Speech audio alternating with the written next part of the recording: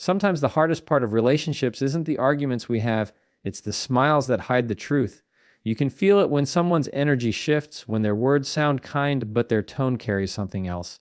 You try to convince yourself you're imagining it, but deep down, not everyone who claps for you is happy for you, and not everyone who says they care actually does. Today, I want to talk about what happens when someone pretends to care but secretly resents you, how to spot it, how to protect your peace, and how to walk away without bitterness.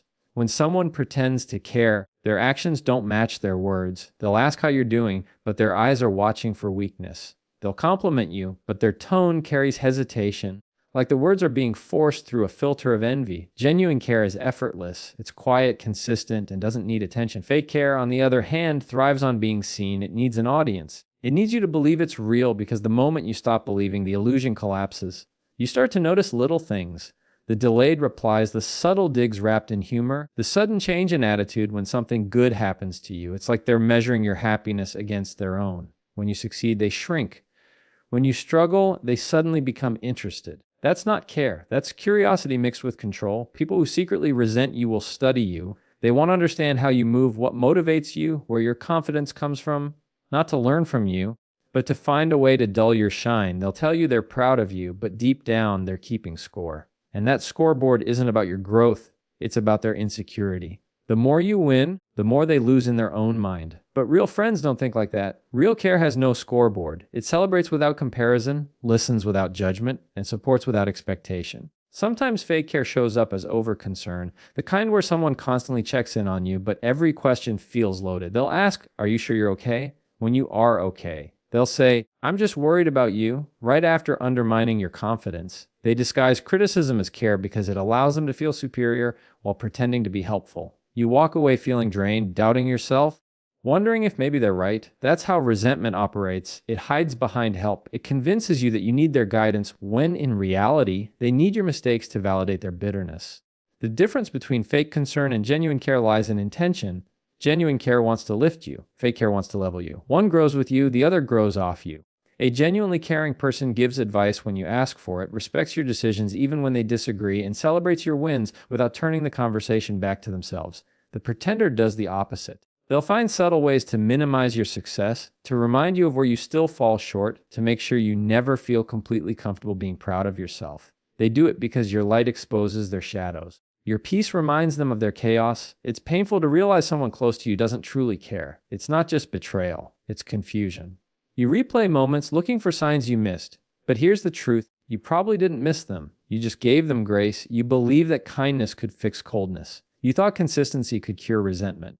But people who secretly resent you don't want connection. They want control. They don't want to heal. They want to be right. And no matter how kind, humble, or patient you are, you can't change someone who's already decided they don't like the way you shine.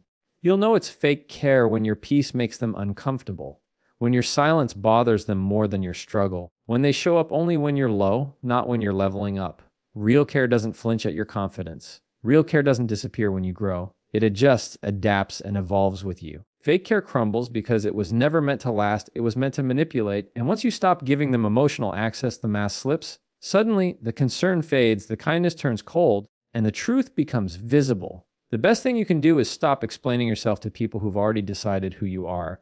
Stop trying to convince them that your heart is pure, your intentions are good, your success is deserved. They don't hate you because you did something wrong. They hate you because your presence reminds them of what they haven't done right. That's not your burden to carry. When someone pretends to care but secretly resents you, the most powerful response is calm distance. You don't have to expose them. You don't have to get even. You just have to stop giving them the one thing they crave, your attention. Because that's what keeps the act alive. The moment you detach, the show ends and their truth speaks louder than their words. Resentment rarely announces itself. It doesn't come with arguments or open conflict. It hides behind politeness, in quiet tones and forced smiles. It's in the way someone says, "I'm happy for you," but avoids eye contact. It's in the half-hearted congratulations, the quick subject changes when your name comes up. Resentment is a silent poison that eats at relationships from the inside out. And the most confusing part is that it often comes from people who claim to care the most. They say the right words, they play their part, but you can feel the emotional distance growing. Something in their tone doesn't match the message. Something feels off. That's how resentment hides, not in anger, but in performance. People often think resentment is loud, but it's not. It's quiet and calculated.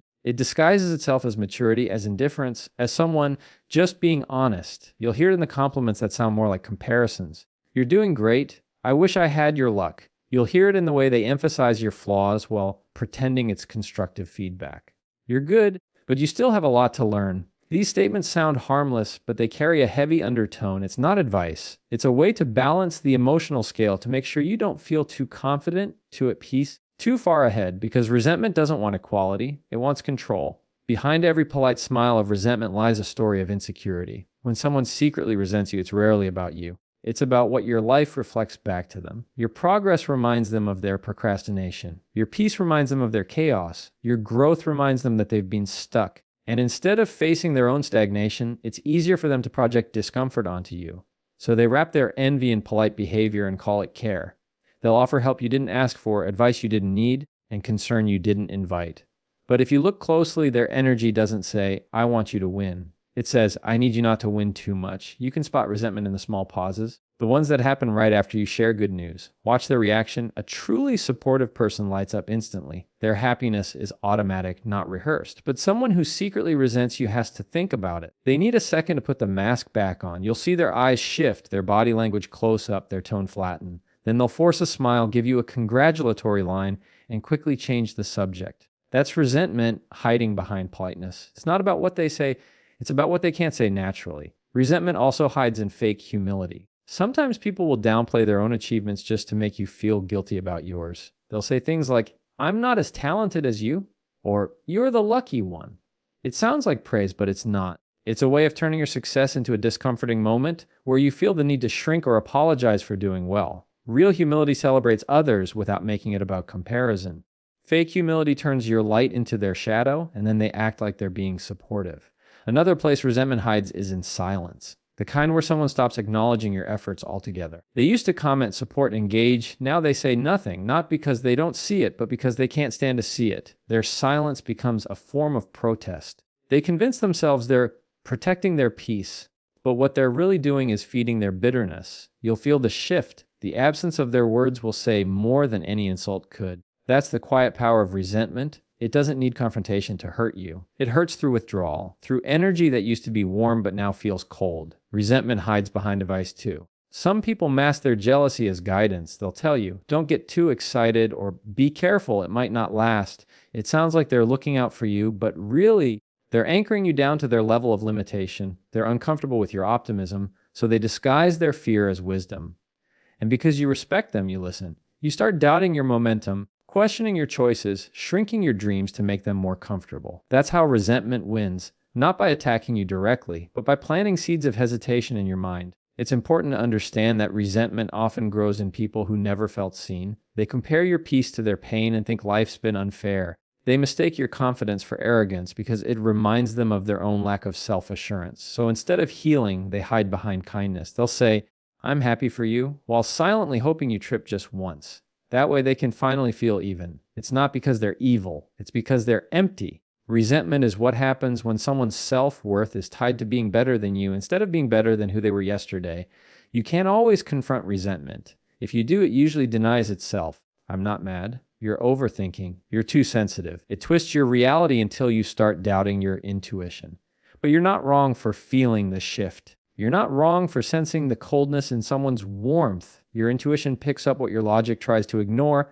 You know when someone's presence feels heavy. You know when kindness starts to feel conditional. That's your cue to create distance. You don't have to fight it, prove it, or fix it. You just have to recognize it. When resentment hides behind politeness, the most dangerous thing you can do is keep feeding it with your vulnerability. Every time you share your excitement, your fears, your dreams, you're giving them access to what they secretly want to see shaken. Protect your inner space. Learn to share selectively. Not everyone deserves front row access to your progress. Some people need to watch from the back, quietly, from a distance where their energy can't reach you. Resentment thrives on closeness. It needs proximity to survive. When you pull back, it starts to lose power. When you stop oversharing, stop over-explaining, stop looking for approval from people who only pretend to care, resentment suffocates. And eventually you'll notice that the people who truly care for you never make you second guess it. Their warmth is steady. Their words are aligned with their energy. You never have to decode their kindness, because real care isn't complicated. It doesn't hide. It doesn't resent. It just shows up consistently, quietly, and sincerely. Protecting your peace doesn't mean shutting people out. It means learning who deserves access to your energy. When someone secretly resents you but pretends to care, their presence becomes noise, soft, subtle, and constant. It drains you without confrontation, without chaos. Protecting your peace is not about being cold, it's about being clear. It's about recognizing that not every relationship deserves to continue just because it has history. Some connections are meant to teach you self-awareness, not loyalty. Peace isn't passive, it's an active decision to stop allowing people to disturb your emotional balance just because you're afraid to seem distant. You start protecting your peace when you stop explaining your boundaries, when you no longer justify your need for space or quiet. The people who respect you won't question it. The ones who resent you will take it personally. They'll say you've changed, that you've become distant, that you think you're better than them. But what they're really saying is they've lost access to your energy, and that loss bothers them more than they want to admit. Protecting your peace means you no longer give emotional discounts to people who pay you back in drama. It means you don't chase closure from people who gave you chaos. A lot of us were taught that being good means being available. That kindness means constant forgiveness. That love means endless tolerance. But the truth is, peace requires boundaries. Not every apology deserves reconciliation. Not every relationship deserves repair. When someone pretends to care but secretly resents you, any peace you build with them will always be temporary. Because resentment doesn't heal through conversation. It heals through distance. It heals when you stop trying to prove your heart to someone who's already convinced themselves that your success, your confidence, your happiness is a threat. You can't argue your way out of their insecurity. You can only remove yourself from its reach. Protecting your peace means you stop explaining your energy shifts. You don't owe anyone an essay on why you're quieter, slower to respond, or less interested. You're simply honoring what no longer feels safe. You're choosing your calm over their comfort.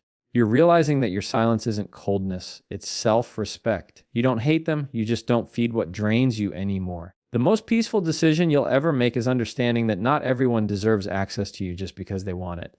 Access is earned through consistency, trust, and honesty. Once those are gone, peace requires you to close the door. Sometimes protecting your peace means being misunderstood. It means people will create their own version of the story. They'll call you selfish, arrogant, or detached. Let them. People who benefit from your lack of boundaries will always interpret your peace as attitude. But your job isn't to make them comfortable with your calm, it's to maintain it. You don't owe anyone a version of yourself that constantly bleeds to make them feel whole. Protecting your peace means you stop giving explanations to people who twist them into guilt. You stop defending your right to heal in silence. There's a calm that comes when you stop needing everyone to like you. When you stop trying to fix people who keep choosing bitterness over growth. When you finally understand that you can love someone and still let them go. Protecting your peace doesn't mean you stop caring. It means you care differently. You care from a distance. You care without expectation. You release the outcome and accept that not everyone is meant to walk with you to the next chapter. You start prioritizing the people who don't make you question your worth, your intuition, or your joy. You'll know you've started protecting your peace when your reactions get quieter. When things that used to trigger you now only make you breathe deeper. When you stop arguing with people who only listen to reply. When you realize that silence can be the most powerful response to manipulation. Because not every battle deserves your voice. Some just need your absence. Your peace grows in the spaces where you choose not to participate in chaos. It strengthens every time you refuse to take the bait, every time you choose to walk away instead of defend yourself against false narratives. Protecting your peace also means being honest about your own role. Sometimes we keep people around not because they bring peace, but because they bring familiarity. We tell ourselves it's loyalty, but really it's fear. Fear of being alone, fear of confrontation, fear of change. But peace can't grow in denial. You can't build calm while holding on to chaos. Sooner or later, you have to ask yourself, am I keeping this connection alive out of love or out of habit? If it's habit, peace will always feel distant. Peace isn't something you find, it's something you create. It's in the way you talk to yourself after a hard day. It's in the way you stop chasing validation. It's in the way you detach from gossip, from drama, from emotional games. When you protect your peace, you start attracting people who do the same. People who listen without judgment, who celebrate without comparison, who stay calm in moments of conflict. Protecting your peace isn't selfish. It's how you teach the world how to treat you. It's how you tell people that your energy is sacred, not public property.